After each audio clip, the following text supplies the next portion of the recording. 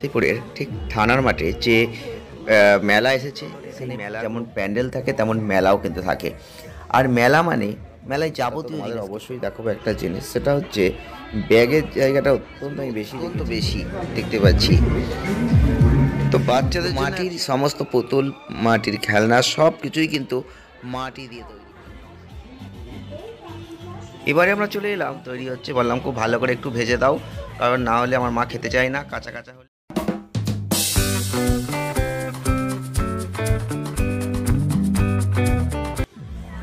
Hello বন্ধুরা, তোমরা কেমন আছো? আজকে আমরা চলে এসেছিলাম শান্তিপুরের ঠিক থানার মাঠে যে মেলা এসেছে, সেই মেলাগুলো একটু ঘুরে দেখতে। তো তোমরা অবশ্যই আজকের ভিডিওটি প্রথম থেকে শেষ অবধি দেখো, আশা করি তোমাদের ভালো লাগবে। কারণ এখানে মেলা আছে মোটামুটি রাস অবধি তো থাকেই, রাসের পরও এক সপ্তাহ ধরে এখানে যেমন প্যান্ডেল থাকে তেমন মেলাও কিন্তু থাকে। আর মেলা মানে মেলায় যাবতীয় জিনিস কিন্তু এখানে পাওয়া যায় এবং সমস্ত রকম কিন্তু মেলাতে দেখা যায়। দেখতেই পাচ্ছ এখানে চরকি পাক হচ্ছে, নাগরদোল্লা চলছে, যেরকম বাচ্চাদের বিভিন্ন ধরনের খেলা যেমন আছে, তার সাথে কিন্তু বিভিন্ন সামগ্রী রান্নাবান্না করার জন্য হোক বা যে কোনো ব্যবহারযোগ্য যে জিনিসগুলো হয় সেগুলো কিন্তু প্রচুর পরিমাণে এখানে থাকে। আমি কিন্তু তোমাদের কিছুটা হলেও ঘুরে দেখানোর চেষ্টা করব, কারণ মাঠটা একটুখানি নয়, বিশাল আকার মাঠ, তার সঙ্গে বেলুন, খাবার দাবার সব কিছুই কিন্তু আছে। তো আমি তোমাদের এই মেলায় দেখাতে পাচ্ছি, এখানে দেখতে পাচ্ছ যে রেল চলছে। তো এই সব জিনিসগুলো কিন্তু প্রচুর পরিমাণে বাচ্চাদের জন্য থাকে।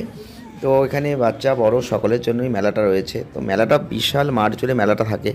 তার থেকেও বড় কথা, আমার চোখে যেটা ধরা পড়েছে সেটা তো তোমাদের অবশ্যই দেখাবো একটা জিনিস, সেটা হচ্ছে ব্যাগের জায়গাটা অত্যন্ত আমি বেশি দেখেছি, সেটা তোমাদের আমি দেখাবো। আর এই যে টোটাল চত্বরটা জুড়ে এত মেলা, এত খাবার দাবার, যা তুমি হয়তো ঘুরে শেষ করতে পারবে না। তো আমি তোমাদের সেটাই দেখাবো যে এখানে একটা সার্কাস হচ্ছে, দেখতে পাচ্ছ এই জায়গাটাই। তো এইরকম কিন্তু বিভিন্নভাবে পয়সা পাই করার পর রয়েছে। আর এখানে হচ্ছে বাচ্চাদের এই যে জলে দেখতেই পাচ্ছ, এই জিনিসগুলো অত্যন্ত বেশি দেখতে পাচ্ছি। তো বাচ্চাদের জন্য অ্যাকচুয়ালি মেলাটা দারুণ বলতে পারো, প্রচুর পরিমাণে অনেক কিছু আছে যা আমি দেখতে পেলাম।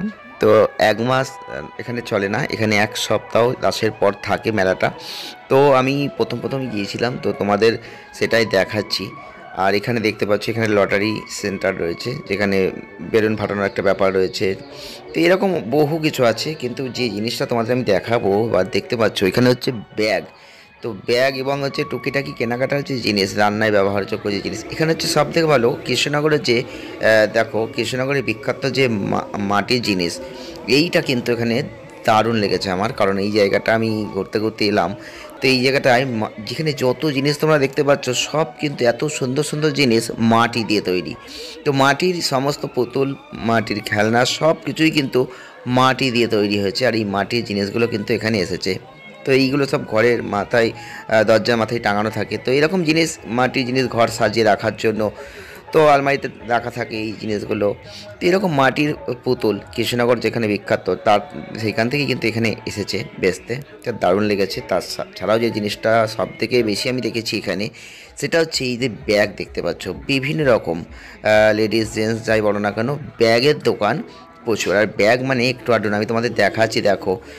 এখানে তো খেলনা জাতীয় জিনিসগুলো আছে, আর এক সাইডে এতটাই ব্যাগ আছে, মানে বলে তোমাকে কল্পনা না দেখলে বুঝতে পারবে না। কারণ দেখো কত ব্যাগ, দেখো জাস্ট এত ব্যাগ, তুমি দেখেই মাথা ঘুরিয়ে ফেলবে যে কোন ব্যাগটা ছেড়ে কোন ব্যাগটা নেবে।